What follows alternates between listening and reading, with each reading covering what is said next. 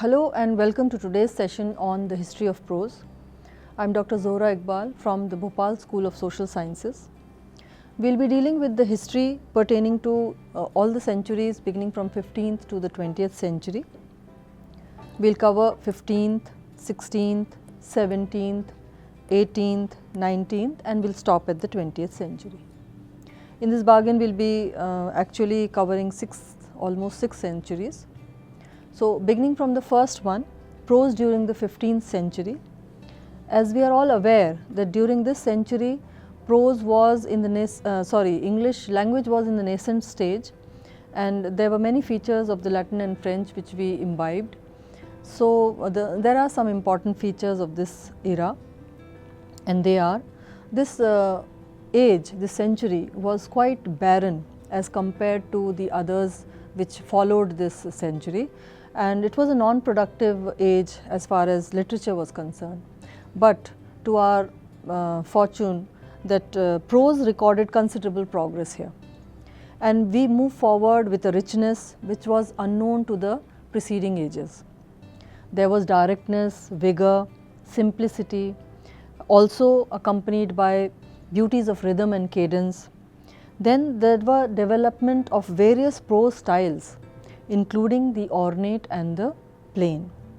Obviously, as I said, since Latin and French were in vogue those days, so English did not have that much of originality and creativity, or rather we can say the artistic value was less because of the Latin influence. Then this age did show a lot of variety. There were many types of prose which were available, like historical prose, medical prose, philosophical prose and even educational prose. All of them, they were present in some form or the other through the writings of various writers, as we can see. The Chronicle of England by Capgrave gave us a glimpse of the historical type. Then the medical prose was popularized in this work, The Castle of Health. Educational prose was popularized by Eliot, and this was in 1490 to 1546 when his work came out. Philosophical prose was also present, and The Governance of England by Fortesque gave us some glimpse of this. We were also fortunate that William Tyndale, he translated the Bible, and that is highly praiseworthy. Then 15th century, the important writers, prose writers of this century were Reginald Peacock, Hugh Latimer, Sir John Fortesque, John Fisher, William Caxton and Sir Thomas Malory. Out of these, William Caxton holds a prominent place because we are aware of his connection and his bringing about the printing press. With it, we have the large reading public around, large mass production of various prose pieces, rather any piece of literature, and this gave impetus to literature in all forms. Then the next century, that was the 16th century, popularly called as the Elizabethan age. We have a number of features of this also, although we can divide this age into two sections. The first is prose before 1579 and the second portion is the prose during the latter half of the 16th century. Here we see a number of features, and that was that it covered many fields of learning. The important features of this century include the remarkable progress which prose style made. Then it possesses a strongly religious and theological along with philosophical character. This can be very well said because Milton was on the forefront and his grand style nobody could escape. Use of Latinized words of classical constructions were plenty. Although there was freshness of form, but the structure was quite loose, it was overcolored, elaborate and also a little wavered. Other important features include the subject matter. It consisted of self-conscious and personal interests of the time. It depicted what was going on around the people's life in that century. Classical influence was there, but it was independent of the French impact. There was, as I said, notable advancement in sermon writing, which rose to the level of literary writings. Pamphlets also were abundant. Topics as history, politics and philosophy, they became the subjects of importance.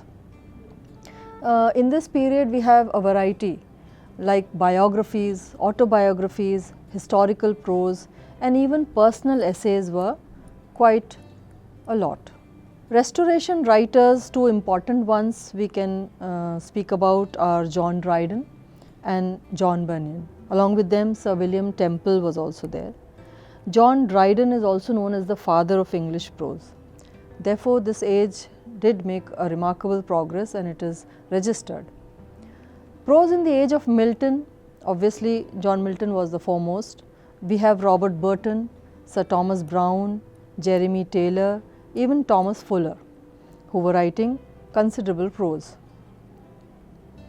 After the 17th century, let us consider the prose during the 18th century. The important features are, it was doubtlessly an age of great prose. Matthew Arnold calls it a century of prose and suggests that even the poetry of the period was prosaic and versified. Can you see the impact of prose here? That Matthew Arnold could not restrain himself to call it that it was versified prose. The poetry of that time was versified prose. With the advancement of periodicals, press, the short essays take the great stride forward. So, we have the inclusion of the short essays in the literary field from this century onwards, and the simplest prose was written by the novelists of this period. So, the writers, important ones which we already know about, Richard Steele, Joseph Addison and Daniel Defoe. Out of these, the two first were quite popular as essays and periodical writers they were. The first half of the 18th century prose writers were John Arbuthnot, Lord Bolingbroke, George Berkeley, Joseph Addison and Jonathan Swift also included in this list. Then in the second half of the 18th century, the prose writers were Samuel Johnson, Oliver Goldsmith, Edward Gibbon and Edmund Burke. Later part of the 18th century and the beginning of the 19th century is also known as Romantic prose. This era is considered to be the Romantic prose. Important features were, now surely since it was the Romantic era, we have Wordsworth, Coleridge, Shelley, Byron and Keats taking away the limelight for poetry. The focus was poetry, but the myth about poetry taking the forefront was broken by Wordsworth's preface to lyrical ballads. It is a fine specimen of prose and of critical theory too. Wordsworth, Coleridge, Scott, Shelley and Keats, all of them were writers of critical works as well as treatise. They also wrote substantial prose, that means. Still, prose did not attain that much of an importance. Poetry was on the forefront, let us say. Also, we have in this century Jane Austen and Walter Scott writing novels. They were prominent ones. Essays came to the forefront and the periodicals made great stride forward. Charles Lamb, William Hazlitt, we should not be missing. Then steep rise in periodicals, as I said, through journal writings, daily journals they used to come out and they made great progress. Most of these writers of the prose of the 19th century, we are quite aware of their names, we are quite familiar with them. John Keats, Shelley, Wordsworth, Lamb, Sir Walter Scott and even Coleridge.